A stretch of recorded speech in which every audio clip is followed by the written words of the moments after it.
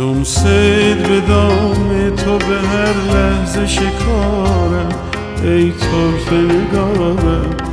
از دوری صیاد دگر تا نیارم، رفته است قرارم. چون آهوی گم گشته به هر گوشه دوانم، تا دام در آغوش نگیرم نگرانم.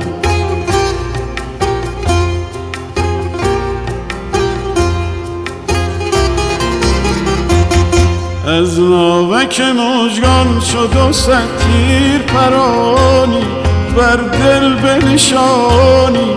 چون پرتو خورشید اگر رو بکشانی، وای از شب تارم در بند و گرفتار. بر آن سلسله مویم از دیده ره کوی تو با عشق شد.